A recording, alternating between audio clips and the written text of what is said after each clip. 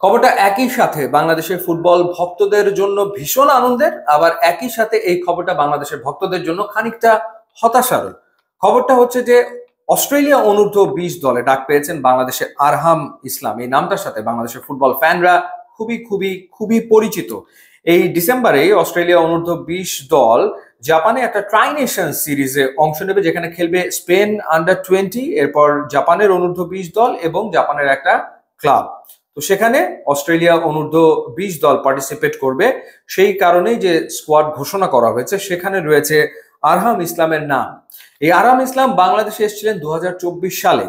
তিনি বাংলাদেশে এসে অংশ নিয়েছিলেন অনূর্ধ্ব 17 এএফসি বাছাই পর্বে, এবং সেই টিমটার কোচ ছিলেন সাইফুল বারী টিটু, যিনি পরবর্তীতে টেকনিক্যাল ডিরেক্টর রয়েছেন বাংলাদেশ ফুটবল ফেডারেশনের। ওই টুর্নামেন্টে খেলে যাওয়ার পর আরহাম ইসলামের সাথে বাংলাদেশ ফুটবল ফেডারেশনের পক্ষ থেকে আর কোনো রকমের যোগাযোগ করা হয়নি, অর্থাৎ যোগাযোগ ছিন্ন করা হয়। কারণ এরপর বাংলাদেশ আন্ডার 19 টিম বিভিন্ন টুর্নামেন্টে পার্টিসিপেট করেছে, এবং সবশেষে আমরা দেখেছি যে বাংলাদেশ অনূর্ধ্ব 23 দল এফসি এশিয়ান কাপের বাছাই পর্বও খেলেছে। কিন্তু এই টুর্নামেন্টগুলোতে আরহাম ইসলামকে আর ডাকাই হয়নি। তার মানে হচ্ছে যে ওই অনূর্ধ্ব 17 দলে তার যে পারফরমেন্স, সেই পারফরমেন্সকে তারা মূল্যায়ন করেছে, এবং তাদের মূল্যায়নের কারণেই পরবর্তীতে তার সাথে আর যোগাযোগ করা হয়নি। অথচ দেখা গেল সেই আরহাম ইসলাম এখন খেলছেন বা খেলবেন অস্ট্রেলিয়ার অনূর্ধ্ব 20 দলে।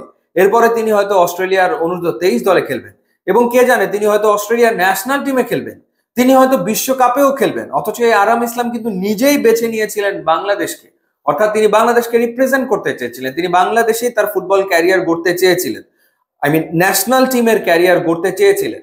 কিন্তু বাফুফে থেকে তো তার সাথে কোনো যোগাযোগ করা হলো না। সুতরাং এখন তো প্রশ্ন উঠবেই যে কেন, কি কারণে এরকম একজন প্রতিভাবান ফুটবলার তার সাথে আর পরবর্তীতে বাফুফে কোনো রকমের কন্ট্যাক্ট করেনি, এবং পরবর্তী যে দলগুলো ঘোষণা করা হয়েছে আন্ডার 19, আন্ডার 23, তাকে কেন ডাকা হয়নি সেই ব্যাখ্যা তো এখন বাফুফেকে দিতে হবে, ডেফিনেটলি দিতে হবে। কারণ তার যে প্রতিভা আছে সেটা তো প্রমাণিত হয়েই গেছে, তিনি ডাক পেয়েছেন অস্ট্রেলিয়ার আন্ডার 20 টিমে। তাহলে ওদের যারা টেকনিক্যাল এক্সপার্ট, তাদের দক্ষতা কম, তাদের যোগ্যতা কম, তারা ডাকতে পারে তাদের ন্যাশনাল স্কোয়াডে, আর আমরা সেখানে বেমালুম ভুলে গেলাম আরহাম ইসলামের কথা। এটা আসলে কেমন করে হয়? সুতরাং এই ব্যাখ্যাটা তো দিতে হবে। এখন আমি জানি না, যদি একবার অস্ট্রেলিয়ার হয়ে খেলা শুরু করে দেন আরহাম ইসলাম, সেই ক্ষেত্রে তাকে আর বাংলাদেশে পাওয়া যাবে কিনা, বা বাংলাদেশের জার্সিতে তিনি আর খেলতে পারবেন কিনা।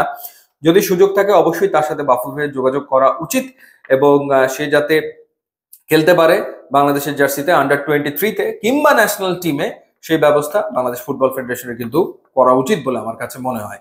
ইউটিউব ইনস্টাগ্রাম লিঙ্ক আছে, আপনারা যোগ দিলে খুবই খুশি হবো। And thanks for watching.